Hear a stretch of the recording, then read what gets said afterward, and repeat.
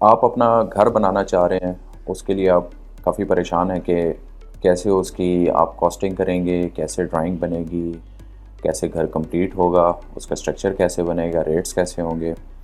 ये वीडियो उसी चीज़ के बारे में है और हमारे साथ रहिएगा, आपको हम कंप्लीट इन्फॉर्मेशन देंगे कि एक घर बनाते हुए क्या-क्या स्टेप्स उसमें रिक्वायर्ड होते हैं।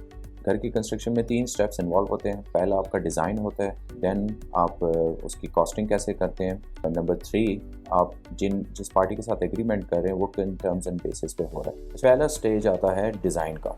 जब आप घर बना रहे हैं तो नॉर्मली एक मिस्टेक की जाती है कि इंटरनेट से डिज़ाइंस उठा के उसी को कॉपी पेस्ट करके उसी चीज़ को रेप्लिकेट कर दिया जाता है। हमारी ये रिकमेंडेशन होगी कि जब आप अपना घर बना रहे हैं, आप घर ज़िंदगी में एक दफ़ा बनाते हैं, तो एक प्रॉपर आर्किटेक्ट को या आर्किटेक्चरल फर्म को आप हायर करें, जिनसे आप प्रॉपर डिज़ाइनिंग करवाएँ। आर्किटेक्ट होते हैं वो थोड़े से एक्सपेंसिव होते हैं, तो उस वजह से वो मार्केट में जो ड्राफ्ट्समैन बैठे हुए हैं उनके पास चले जाते हैं। वो उनको पहले से तैयार नक्शे उनको दिखा देते हैं कि 5 मरला, 10 मरला, 20 मरला के ये नक्शे इनमें से आप सेलेक्ट कर लें। अब होता ये कि हर किसी की अपनी सेटिंग है, आपके माइंड में एक अपनी सेटिंग चल रही होगी कि मैंने कितने रूम्स रखने हैं, वॉशरूम का साइज़ क्या रखना है, बेडरूम का साइज़ क्या रखना है, लिविंग कितना छोड़ना है, गाड़ी कौन-सी है, अगर तो सेडान गाड़ी है तो उसकी कितनी स्पेस उसको रिक्वायर्ड है, अगर वो हैचबैक है तो उसको कितनी स्पेस रिक्वायर्ड है, गाड़ियाँ 1 रखनी है, 2 रखनी है, छत पे किस तरह का मम्टी बनानी है। इसमें पूरी डिटेल इन्वॉल्व होती है। सिर्फ़ एक आइटम नहीं होती है, आपके घर में तकरीबन 180 आइटम्स होती हैं, जिनकी बेस के ऊपर आपके घर की डिज़ाइनिंग कंप्लीट होती है। एक चीज़ होती है जिसमें आपका डिज़ाइन बनता है, then the next thing design phase के अंदर ही मैकेनिकल, इलेक्ट्रिक एंड प्लम्बिंग होती है, एमईपी जिसको बोला जाता है।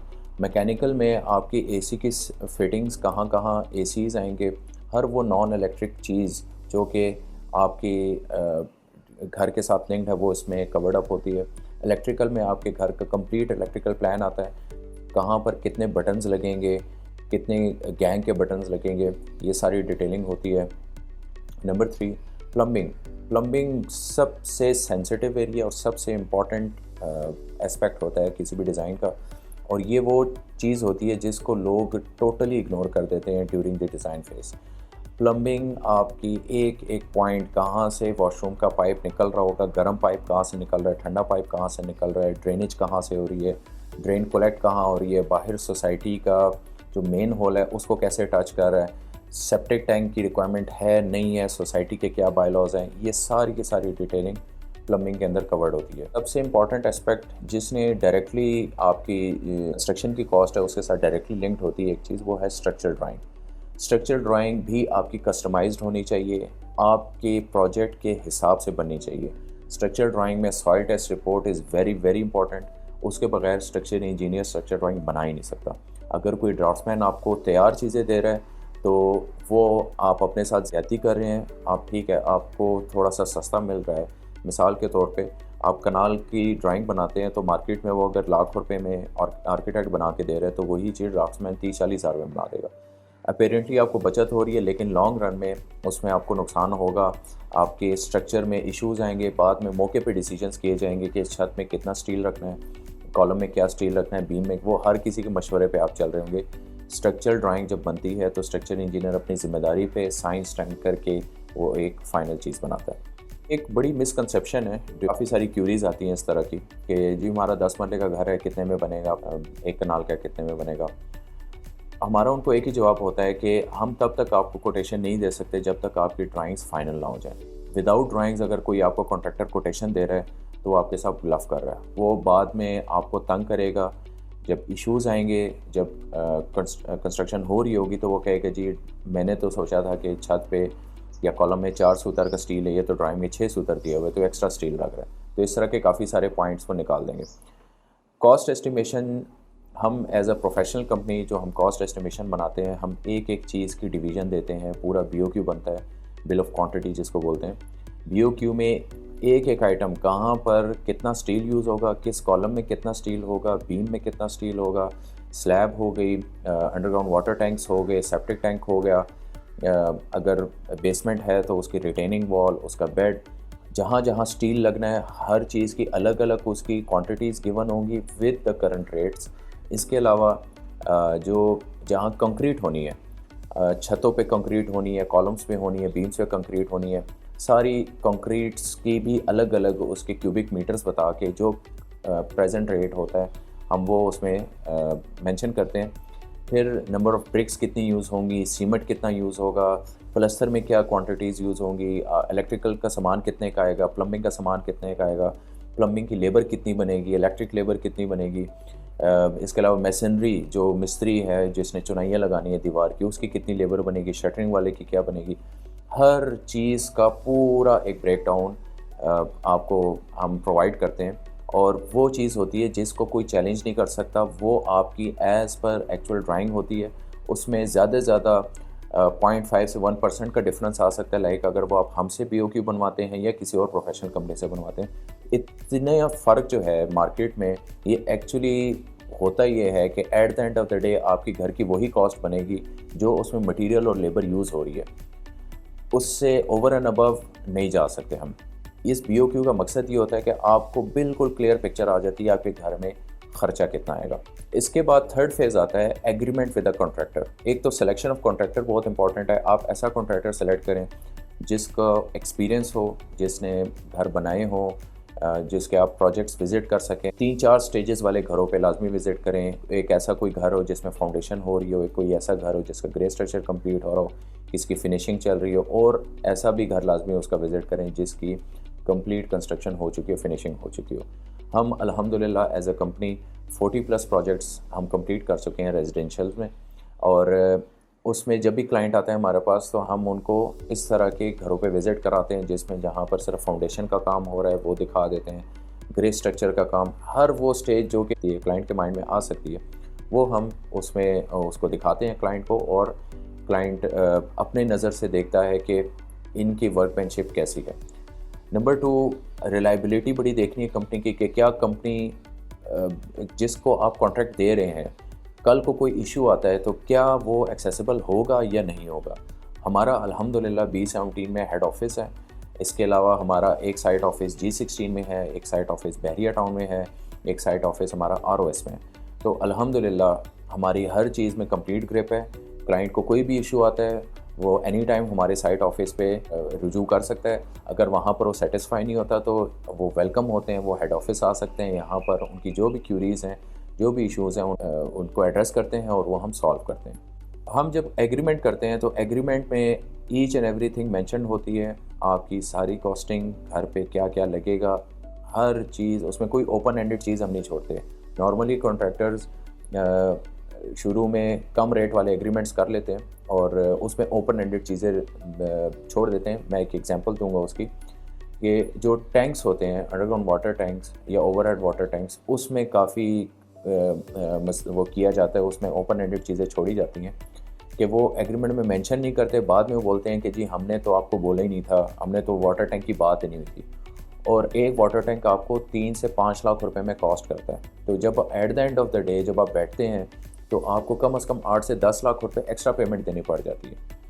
तो हमारे एग्रीमेंट में अल्हम्दुलिल्लाह हम हर चीज़ क्रिस्टल क्लियर मेंशन करते हैं, और जो पहले दिन जो कॉस्टिंग, जो ख़र्चा बताते हैं वो एग्जैक्ट उसी में ही फॉल करती है। हमारा एग्रीमेंट का थोड़ा सा तरीक़ेकार डिफरेंट है फ्रॉम द मार्केट। हमारा एग्रीमेंट होता है सुपरविजन बेस्ड। सुपरविजन में ये होता है कि हम आपको जो कंप्लीट बीओक्यू देते हैं, जो मैंने कुछ देर पहले आपको बताया, उस बीओक्यू में जो भी खर्चा आता है विदाउट एनी प्रॉफिट आपको डिस्प्ले कर दिया जाता है, जैसे हम आपको स्क्रीन में इस वक्त दिखा भी रहे हैं। उसमें जो कॉस्टिंग होगी, जो कुछ होगा, वो सारा का सारा क्लाइंट को ट्रांसपेरेंट फॉर्म में उसको दिखाया जाता है। उसमें किसी तरह के ओवरहेड्स नहीं इंक्लूड होते, किसी तरह का प्रॉफिट इंक्लूड नहीं होता। हत्ता कि हमें कोई अगर के डिस्काउंट मिल रहा है किसी कंपनी की तरफ से तो वो भी क्लाइंट को पास ऑन किया जाता है। हम क्लाइंट से ओवर एंड अबव 1% चार्ज करते हैं। इस वक्त जो हम चार्ज कर रहे हैं वो 16% for the grey structure and 18% for finishing work. Finishing work means कि प्लस्तर तक हम 16% चार्ज करते हैं। प्लस्तर ऑनवर्ड्स जो फिनिशिंग के काम होते हैं, tile and would work and every जो पेंट वगैरह और एलुमिनियम और एवरीथिंग, फॉल सीलिंग वगैरह डाल के, वो हम 18% चार्ज करते हैं। अब क्लाइंट के पास इसकी ट्रांसपेरेंसी, और क्लाइंट कैसे श्योर होगा कि जो ख़र्चा ऑन साइट हो रहा है वो एग्जैक्टली उसको दिखाया जा रहा है, नहीं दिखाया जा रहा। उसमें 3 चीज़ें हम करते हैं। नंबर वन, हम साइट पे कैमरास लगाते हैं। जो सीसीटीवी कैमरास होते हैं उनकी एक्सेस क्लाइंट के पास 24 आवर मौजूद होती है। उसको इंटरनेट लगा के उसको ऑनलाइन कर देते हैं, तो क्लाइंट कभी भी देख सकता है कि क्या हो रहा है, एंड साइट पे जो भी मटेरियल आ जा रहा है तो वो उसकी नज़र में होगा। नंबर टू, हम एक ऑनलाइन शीट बनाते हैं गूगल शीट के ऊपर। एक्सेल की तरह ही होती है, वो ऑनलाइन शीट होती है। उसमें हर चीज़ क्लाइंट के साथ शेयर होती है। जैसे इस वक्त आप स्क्रीन पे देख रहे हैं, ये एक हमारे प्रोजेक्ट की गूगल शीट है जो कि क्लाइंट के साथ शेयर है। इसमें पहला समरी का पेज होता है जिसमें कितने पैसे दिए गए क्लाइंट की तरफ से, ख़र्चा कितना हुआ, कंपनी ने कितने ओवरहेड्स अपने माइनस किए, वो सारी इसमें मेंशन्ड है। नंबर टू, इसमें आती है इनकम की एक शीट बनी है। इनकम में होता है कि जो भी क्लाइंट ने पेमेंट की है वो पेमेंट यहाँ पर शो हो रही होती है। जैसे जैसे पेमेंट्स आ रही होती है उसकी रिसिप्ट बनती है प्रॉपर हमारी कंपनी की तरफ से, और यहाँ पर भी वो लॉग हो जाती है। नंबर थ्री, एक्सपेंस ये सबसे इम्पॉर्टेंट चीज़ है कि जो मेरा साइट पर ख़र्चा हो रहा है, क्या वो जो है वो प्योरली विदाउट एनी इश्यूज़ क्या वो वहाँ पर लॉग हो रहा है नहीं हो रहा। तो इसमें आप देख सकते हैं कि ईच एंड एवरी एक्सपेंस जो कि साइट पे किया जा रहा है वो यहाँ पर नोट किया जा रहा है। इस एक्सपेंस की भी दो कॉपीज़ बनती हैं। एक कॉपी यहाँ पर आपको गूगल शीट में नज़र आ रही है। नंबर टू जो कॉपी होती है वो हार्ड फॉर्म में होती है।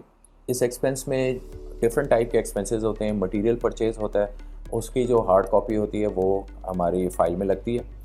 कॉन्ट्रैक्टर को पेमेंट हो रही है, उस पेमेंट के अगेंस्ट भी एक परफॉर्मा जनरेट होता है। उस परफॉर्मा के अगेंस्ट जो पेमेंट की जाती है वो भी हमारी उस फाइल का हार्ड फाइल का वो फॉर्म होती है, वहाँ पर रिकॉर्ड का हिस्सा होता है। फिर लेबर, कोई छोटी लेबर किसी को 1000 रुपये भी देना है, 500 रुपये भी देना है, तो वो भी प्रॉपर एक परफॉर्मा के ऊपर साइन किए जाते हैं उसके। फिर जो कॉन्ट्रैक्टर होता है, अगर कॉन्ट्रैक्टर को मैंने कोई काम दिया, लेट सपोज चुनाई वाला बंदा है वो काम कर रहा है, तो वो एक रेट पे काम कर रहा होता है कि 50 रुपीज़ लेगा, 60 रुपीज़ पर स्क्वायर फुट उसका रेट होता है चुनाई का। शटरिंग वाले का 40-50 रुपये ये रेट होता है। प्लस्तर वाले का कुछ 14-15 रुपये रेट होता है। अब ये रेट्स जो होते हैं इसके भी हम अपने इंटरनल एग्रीमेंट्स करते हैं विद कॉन्ट्रैक्टर। जो लेबर होती है उसके साथ भी हमारा इसका इंटरनल एग्रीमेंट होते हैं, वो भी क्लाइंट के साथ शेयर्ड होते हैं कि हमारी इसके साथ किन टर्म्स एंड कंडीशन पे रेट्स हुए हैं। इसमें क्लाइंट को अगर फील होता है इस पूरे एक्सपेंस शीट के अंदर कि कहीं पे कोई चीज़ एक्सपेंसिव परचेज़ हुई है, वो किसी भी टाइम हमें चैलेंज कर सकता है। लेट सपोज़ कि वो बता सकता है कि ये जी ये ब्रिक है, ये आपने 15 रुपीज़ की ली है, तो एक और जगह पे 12 रुपये की मिल रही थी या 13 रुपये की मिल रही थी। वो हमारे पास आएगा, हमारा काम है उसको कन्विंस करना, उनको जस्टिफिकेशंस देना कि क्या ये 15 रुपये और 12 रुपये वाली ब्रिक में फ़र्क क्या है, आपके लिए कौन सी सूटेबल है। देन हम क्लाइंट पे छोड़ देते हैं कि जो क्लाइंट का डिसीजन होता है हम उसके ऊपर चल रहे हैं। हम अपनी जो प्रोफेशनल सजेशन है वो हम प्रोवाइड कर देते हैं। उसके बाद क्लाइंट का डिसीजन होता है और हम कोशिश करते हैं कि वो चीज़ सिलेक्शन करें जो कि स्ट्रक्चर के लिए सबसे बेस्ट हो। हमारा अल्हम्दुलिल्लाह कमर्शियल और रेजिडेंशियल में एक्सटेंसिव एक्सपीरियंस है। आपको अगर हमारे प्रोजेक्ट्स देखने हैं तो हम आपको ऑल ओवर पिंडी इस्लामाबाद आप गिवन नंबर्स पे आप कांटेक्ट कर सकते हैं। आप हमारे रनिंग प्रोजेक्ट्स देख सकते हैं। और अगर आप अपना घर बनवाना चाह रहे हैं और आपकी ड्राइंग अभी नहीं बनी तो हमारा ये जो गिवन नंबर है इस पर कांटेक्ट करें, पहले ड्राइंग बनवाएं, और अगर ड्राइंग बनी हुई है तो इसी नंबर पे आप कांटेक्ट करके आप ड्राइंग शेयर करें। हम आपको free of cost consultancy provide करेंगे, आपका फ्री ऑफ कॉस्ट BOQ बना के देंगे, आपके घर पे कितना ख़र्चा आएगा, और ये वो चीज़ होगी जो कि आपका एक स्टार्टिंग पॉइंट होगा घर के लिए। ये 8-10 मिनट के अंदर जितना मैं कवर अप कर सका, जितना तेज़ी से वो मैंने किया। ये एक टॉपिक पूरी डिटेल मांगता है और इंशाल्लाह हम साथ साथ वीडियोस की सीरीज़ हमारी चलती रहेगी, पे शेयर हम करते रहेंगे आपके साथ। मेनली हमारा मकसद ये होता है कि क्लाइंट को हम कम्प्लीटली गाइड करें, कोई ऐसी चीज़ हिडन ना रखें जो कि बाद में इशू करे। घर आपने एक दफ़ा बनाना होता है ज़िंदगी में, कोशिश करें कि वो एक प्रोफेशनल कंपनी से बनवाएं। एट द एंड मैं ये कहना चाहूँगा कि अगर आप अपना घर डिज़ाइन करवाना चाहते हैं, कॉस्ट एस्टिमेशन लगवाना चाहते हैं, कंस्ट्रक्शन करवाना चाहते हैं, तो Zara.pk इज़ अ प्लेटफॉर्म। हमारे साथ रब्ता करें, इंशाल्लाह हम आपको बेहतरीन तरीके से गाइड करेंगे। Thank you so much.